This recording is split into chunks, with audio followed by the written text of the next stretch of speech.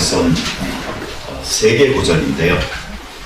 먼저 고린도전서 12장 3절, 그리고 사도행전 1장 8절, 그리고 2장 38절, 이렇게 세 구절을 우리 같이 이어서 읽도록 하겠습니다. 그러므로 내가 너희에게 알리노니 하나님의 영으로 말하는 자는 누구든지 예수를 저주할 자라 하지 아니하고 또 성령으로 아니하고는 누구든지 예수를 주시라 할 수 없느니라. 오직 성령이 너희에게 임하시면 너희가 권능을 받고 예루살렘과 온 유대와 사마리아와 땅 끝까지 이르러 내 증인이 되리라 하시니라. 베드로가 이르되 너희가 회개하여 각각 예수 그리스도의 이름으로 세례를 받고 주의 사함을 받으라. 그리하면 성령의 선물을 받으리니. 아멘. 네. 오늘은 교회 절기로 본다면 오순절이고 또한 성령 강림절입니다. 오늘이 무슨 날이냐? 그냥 한마디로 쉽게 말하면 교회가 탄생한 날입니다. 제자들은 그 전에도 예수님을 따르는 믿는 자들이었습니다. 그렇지만 그때를 교회라고 하지 아니하고 이 사도행전에 나타난 성령 강림의 사건으로 말미암아 시작되어지는 그 모임을 교회라고, 그것이 바로 교회의 시작이라고 말하는 이유는 성령께서 모든 사람들 하나같이 하나의 영으로 통일되게 진정한 교회가 탄생되어졌다는 것을 우리가 기념하기 위해서 그렇게 하는 것입니다. 여러분, 우리 교회는 이미 탄생했죠? 그러니까 다시 탄생할 필요는 없어요. 그러나 교회는 바로 이 성령 강림절을 맞으면서 교회가 처음에 탄생했을 때 그 시간, 그 목적, 우리는 바르게 지금 그 길로 가고 있는가 하는 것을 돌아보고 또 회개하기도 하고 다시 갱신하여서 자리를 잡는 그러한 계기로 삼는 날이어야 하겠습니다. 우리는 사도행전 그 2장에 보잖아요. 그러면 호련히 하늘로서 이게 이렇게 시작되기 때문에 막 갑자기 교회가 탄생되어지는 그런 사건처럼 받아들이는데 사실 이것은 역사적인 연장선에서 이루어지고 있죠. 예수님을 따르던, 특별히 예수님이 만들어주는 떡바구니 좋아서, 생선바구니 좋아서 쫓아다니던 사람들, 그들에게 예수님께서는 이제 자신의 때가 점점 더 가까워져 옴을 알고 영적인 교훈을 주시기 시작하셔요. 먹는 떡이 아니고 하늘에 신령한 떡인 자기 자신에 대해서 말씀하시고, 그리고 고난에 대해서 말씀하시고, 그러니까 성경에서는 많은 사람들이 예수님을 떠났다라고 기록하고 있어요. 예수님이 얼마나 실망하셨겠어요, 인간적으로 본다면은. 그래서 제자들에게 그렇게 물어요. 야, 너희도 갈래? 그러니까 베드로가 혜성같이 나타나서 이야기하잖아요. 영생의 말씀이 여기 계시는데 우리가 뉘게로 가겠습니까? 다시 말하면 여기 이 사도행전에서요, 마가다의 다락방에 모여서 기도하면서 성령을 받아 최초의 교회가 탄생하는 그 공동체의 일원이었던 사람들은 수많은 사람들이 예수님을 떠난 그 이후의 자리까지 남아있던 사람들이었어요. 예수님이 십자가에 못 박히시는 그 순간에 제자들까지도 도망가고 멀리서 남아 쫓아가면서 보고자 했던 그 베드로마저도 예수님을 모른다고 부인하고 저주하고 다 같이 실패자로 나타나는 그 순간을 경험한 사람들이었던 거죠. 떠날 사람들은 떠났고, 그리고 자기들의 교만들이 다시 한번 하나님 앞에서 허물어지면서 아, 이게 나였구나 하는 것을 발견한 그 가난한 마음에 있었던 사람, 그래서 예수님에 대한 사랑 하나만을 고백하고 이제 준비되어져 있던 그 사람들 위에 바로 이 교회의 탄생인 그 성령의 임하심과 그 하나됨이 있었던 것을 우리는 기억해야 합니다. 심지어는 가룟 유다까지도 떠났고, 그리고 이제 교회는 그의 빈자리, 사도의 한 자리를 마띠아라는 사람을 제비 뽑아서 얻어 그 12사도의 숫자를 채우고 나서, 그리고 바로 이 성령의 강림이 이루어진 겁니다. 그러니 여러분, 제가 지난주에 물어봤어요. 내가 한국 가기 전에 남전도회, 여전도회 그거 좀 만들어 놓으려고 했는데 어떻게 됐냐고. 그때 난 여전도회는 모르겠어요. 근데 남전도회 상황은 카톡은 만들었대요. 카톡방은 만들었대요. 그래서 제가 아, 그랬냐고. 그러면 이제 조직화만 시키면 되겠다고. 그래서 제가 이번 주에 지금 이분들 선출하라고 그렇게 해놓은 겁니다.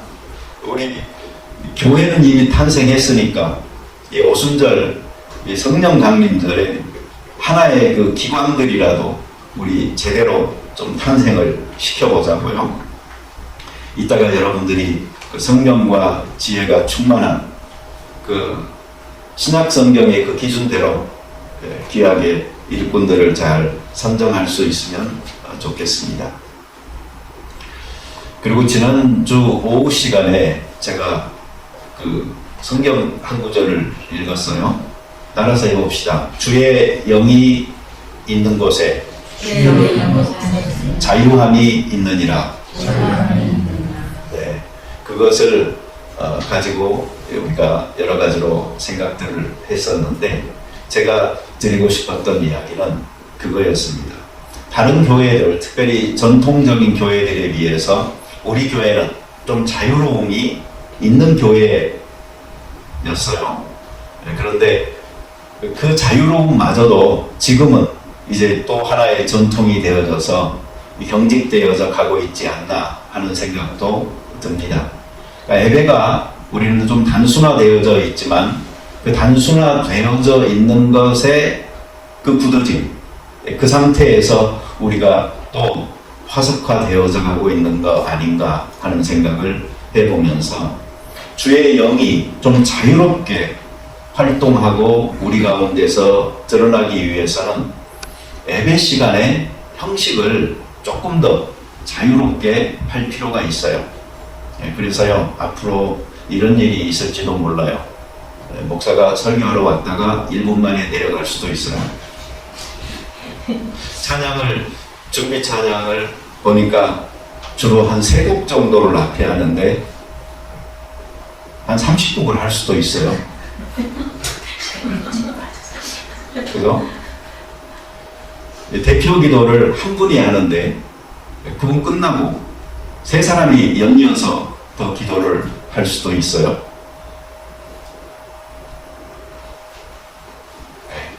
매주마다 이러면 미쳤다고 그러겠죠.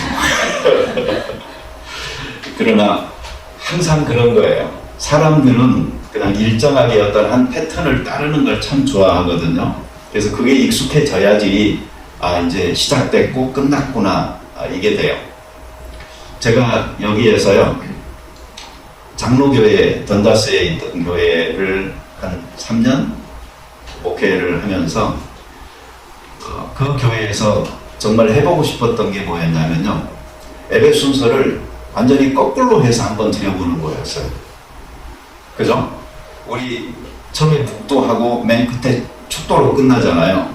근데 그렇게 하지 말고 축도부터 시작해서 묵도로 끝나는, 그래서 순서를 완전히 바꿔서 한번 드리는 예배를 드려보는 게 소원이었어요. 그렇게 했을까요? 했어요. 그런데 아무런 일 없었어요. 그리고 너무 오는 사람들은 축도 못 받는 일이 생겼어요. 그 예배의 어떤 그 규칙, 형식이라는 것은요, 그 나름대로는 교회가 해왔던 것들을 존중해서 이렇게 다 만들어 놓고 한 것이지만, 그게 뭐 성경에 나와 있는 건 아니라는 거죠. 그러니 우리가 좀 자유로움을 갖고 이렇게 예배드리는 것도 좋습니다. 제가 이제 그렇게 하는 것은 여러분들에게 그렇게 할 수 있는 자유를 좀 드리는 거예요. 그러니까 다음 주부터 찬양 한 5곡, 10곡 하셔도 되고요. 그렇게 했을 때 제가 이렇게 봤을 때 오늘 설교는 제가 30분 하면 안 되겠다 싶으면은 저를 한 10분 하고 그렇게 마칠 수도 있다는 말을 제가 드리는 거고요.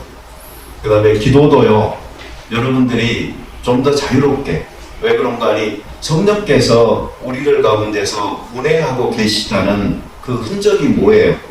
그것은 갑자기 기도하고 싶을 때도 있는 거거든요. 그러면은 그분도 주저하지 않고 또 기도할 수도 있고 하는 그런 자유로움이 좀 있어서 우리의 예배 가운데에 하나님이 역사할 수 있는 공간을 좀 만들어 놓고 우리 예배드리는 그런 교회가 되어졌으면 좋겠습니다. 그러니 여러분들이요, 자유롭게 저한테 말씀을 하셔도 돼요. 목사님, 오늘 제가 기도하고 싶은데요, 그렇게 좀 이야기 좀 해주세요. 그러면요, 그분이 기도하시면 되고요. 목사님, 제가 다음 주에 설교하고 싶은데요, 그러면 이야기 해주세요. 그럼 제가 설교할 수 있도록 그렇게 해드리고, 그런 것들이요, 우리 가운데서 전통적인 어떤 예배의 형식이 아니고 진리와 영으로 예배드리는 교회의 그 모습으로 한 번씩은 좀 밑에서부터 바꿔나가는 그런 작업들이 될 수가 있으리라고 생각을 합니다. 이 교회 탄생하는 날에 우리는 우리가 하고 있는 것들에 대한 의미들을 좀 다시 한번 찾아봐야 할 때, 제가 요번 말고 그 지난번에 한국 갔었을 때 2주 제가 한국에서 있으면서 설교를 했었는데, 우리 한 목사님이 부목사, 협동 목사님으로 계시는 곳에 가서 처음에 가서 설교를 했어요. 거기는 한 4,000명 정도 모이는 교회라고 그랬어요. 그 예수인 교회. 근데 너무 교회가 넓고 좋더라고요. 잘 지어놨고 옥상에 수영장까지 만들어놨더라고요. 그래서 목사님이 자랑해요. 그거 자기가 한 1억 더 들여서 옥상에다가 완전히 방수해가지고 그렇게 만들자고 해서 만들었다고 하는데, 밑에 가니까 밑에 스크린 골프장도 있고 다 교회 안에 다 있더라고요. 그런 교회 여러분 안 다니시는 거 참 슬픈 거예요. 그런데 좀 다녀보시면은요, 그 나름대로 또 재미도 있습니다. 근데 제가 두 번째 간 교회는 제가 저 20대 때 전도사로 일했던 교회였어요. 근데 거기도 한 1,500명, 2,000명 되는 교회였었는데, 거기 가서 제가 설교할 때에 그런 말을 했어요. 이 교회를 한번 예배를 6개월 정도 드리지 않고 헤쳐 모여 해보는 건 어떻겠냐고. 그러면서 왜 이 교회가 필요한지 그동안에 좀 생각 좀 해보시고, 우리가 매주마다 모여서 예배 드려야 되는 게 필요할까 하는 것도 좀 생각해 보시고, 구역이나 여러 기관들이나 그런 것들이 정말 우리가 아끼고 사랑할 만큼 귀한 것인가 하는 것도 좀 물어보시고, 그리고 다른 교회도 좀 다들 다녀보시다가 그래도 그것이 우리에게 의미가 있고 소중했다, 그래서 우리가 정말 가꿔야 될 만큼 귀한 것이었다라는 생각이 6개월 지난 다음에도 있으면은 그러면 다시 와서 하면 어떻게 했느냐고. 그러니까 사람들 눈초리가 막 이상해지는 거 있죠. 그래서 이제 그렇게 끝나면 안 될 것 같더라고요. 그래가지고 꼭 그렇게 안 하더라도 어떻게 해요?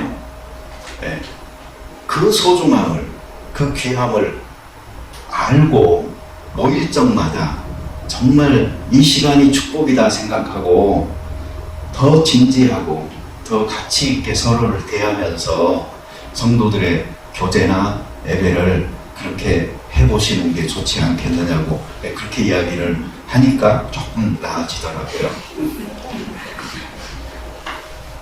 우리 교회 정도는 회차 모여 하면 참 회차 모일 것도 별로 없을 정도로 몇 사람 없는 것 같은데, 그래도 제가 참 고마운 게 우리 정미선 집사님 형부님 오셔가지고 실내에서 있으면은 기침하고 그러신다고 해서 몇 주 요 밖에서 의자 놓고 예배 드리신 적이 있죠. 그때 내가 참 행복했었어요. 우리 교회 앉을 자리가 없어가지고 저렇게 밖에 나가서 예배 드리는 분도 있구나 하는 생각을 다른 사람이 할 거 아니에요. 우리 교회가 제가 지난주에 말했듯이요, 성령께서 각 사람 사이에서 역사하고 있구나 하는 것을 느껴볼 수 있을 정도로, 그리고 서로 그것을 기원할 수 있을 정도로 사람 사이에 그 틈이 좀 있어야 된다. 사람으로만 가득 차 있어서 사람 냄새만 나고 사람 생각만 일하는 그런 교회가 아니고, 성령님의 일하심이 서로 간에 그리고 우리들 가운데 운행되어지면서 일하고 계심을 느낄 수 있는 그 부분, 그것이 살아있을 때 그것이 교회다라고 말씀을 드렸던 것처럼요, 우리 안에 그런 공간도 좀 있으면서요, 또 이렇게 밖에 나가서 예배드리는 그런 충만함도 좀 있었으면 좋겠어요. 네.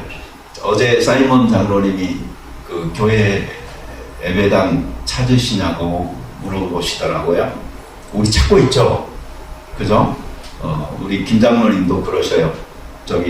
이제 우리 딴 데로 찾아봐야 되지 않냐고. 네. 여기 정도면은 참 한 30년까지는 좋은데 그 넘어서는 좀 힘든 것 같아요. 네. 그러니까 우리 그것도 기도해 보면서 잘 하나님의 인도하심을 구하도록 그렇게 하십시다. 이제 오늘 그 설교하십시다. 거리가 엄청 있어. 12장 3절 봐보세요.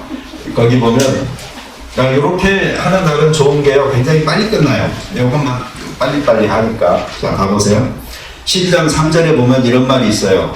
성령으로 아니하고서는 누구든지 예수를 주시라 할 수 없느니라. 아멘.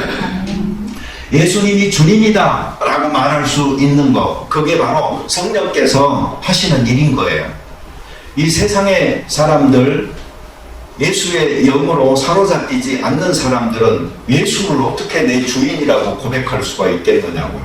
왜냐하면 성령이 아니고서는 다른 영에 사로잡히는 건데, 그 다른 영에 사로잡힌 사람들이 예수님을 주라고 고백할 수는 없는 겁니다. 그런 점에서 저는 믿어요. 여기에 있는 모든 사람들은 예수님을 주인으로 고백하는 성령을 받은 사람들이에요. 근데 그 성령은 오시면은 우리 안에 거하시는 거예요.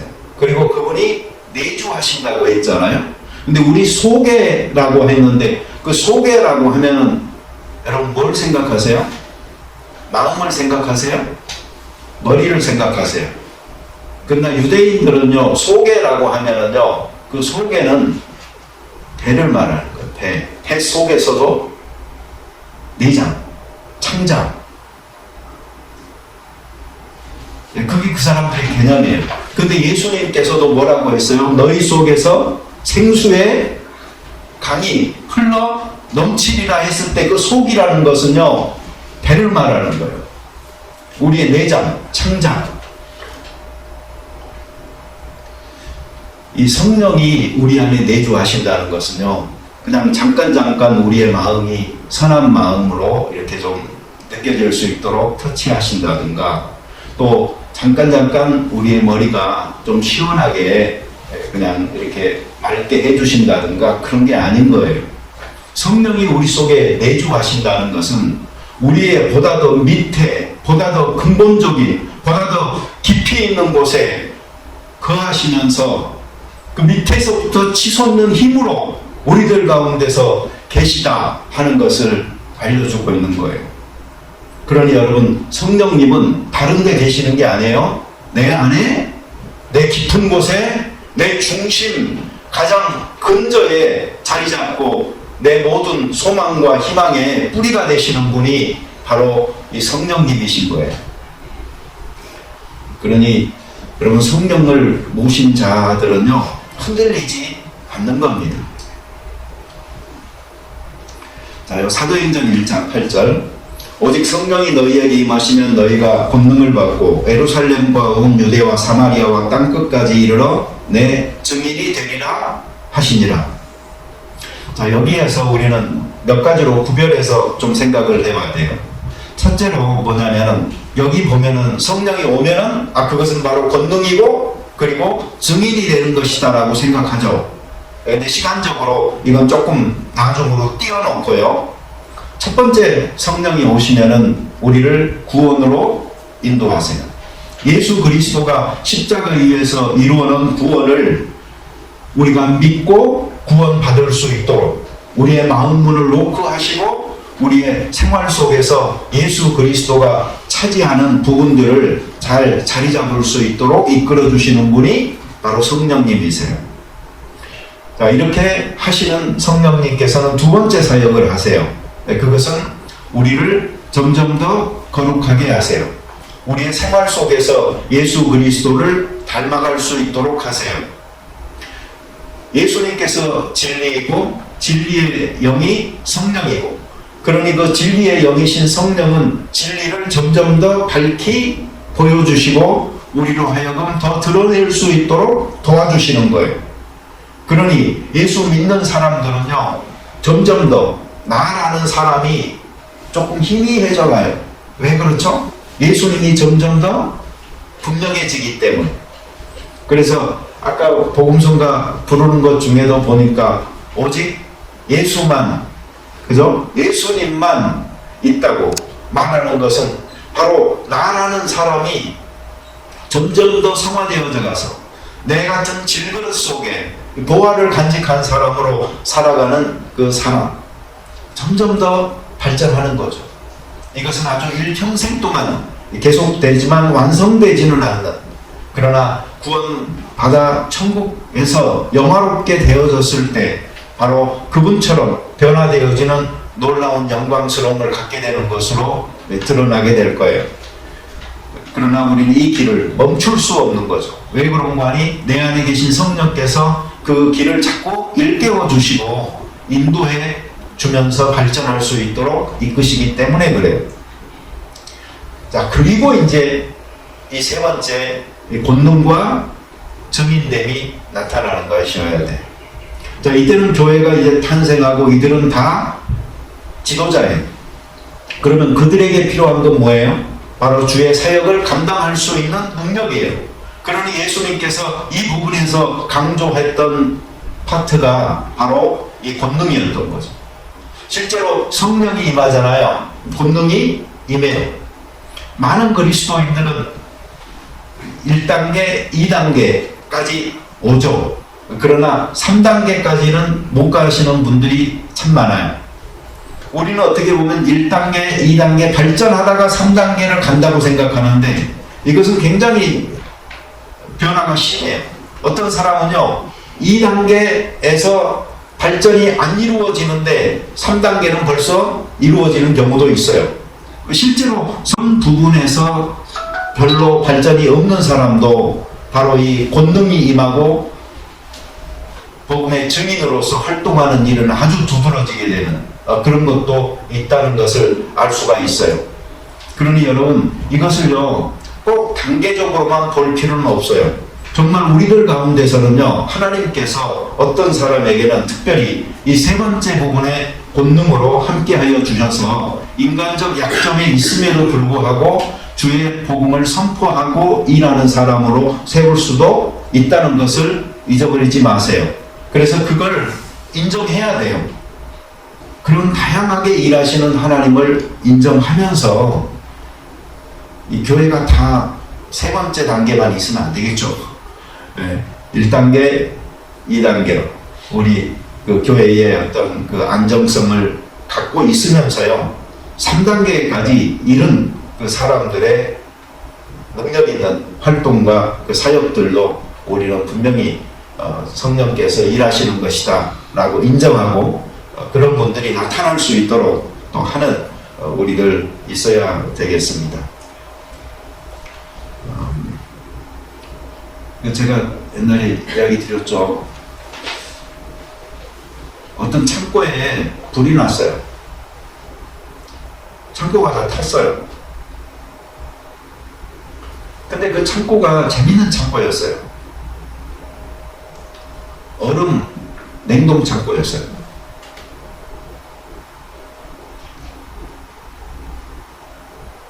그 창고가 다 타버린 이유는 뭘까요?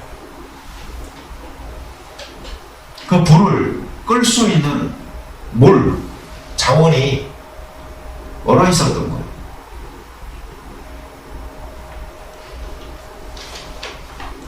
교회가, 크리스찬이 난 여기에 해당된다라고 생각을 해요. 그 불을 끌 수 있는 충분한 그 자원이 그 안에 있었음에도 불구하고 꽁꽁 얼어있기 때문에 불을 꺼야 될 때 끄지 못하고 그 창고는 다 타버리는 경우가 생길 수 있는 것처럼 오늘날 교회 안에 있는 성도들이 꽁꽁 얼어있잖아요. 그러면 그런 일이 생겨날 수가 있어요. 그러니 우리 성령의 강림주의를 맞으면서요, 하나님께서 우리 각 사람들을 좀 차갑게 되어져 있는 상태에서 녹아내릴 수 있도록, 우리들이 뜨거워질 수 있도록, 그래서 우리들이 물이 되고 불이 되어져서 바로 이 물과 불 같은 성령의 사역을 필요로 하는 이 땅 위에 공급할 수 있도록 기도하면서 우리 살아가야 되지 않겠습니까? 지금 한 이제 일주일 정도 제가 카톡을 보냈는데 앞으로 더 한 3주 더 보낼 거예요. 그래서 31일 동안을 보내게 될 터인데 그거 하나하나를요, 여러분 그냥 글로 써 읽지 마세요. 항상 읽고 나서 이것은 나에게 무엇을 도전하고 있는가? 나는 무엇을 할 필요가 있겠는가 하는 것을 여러분들이 질문할 줄 알아야 돼요.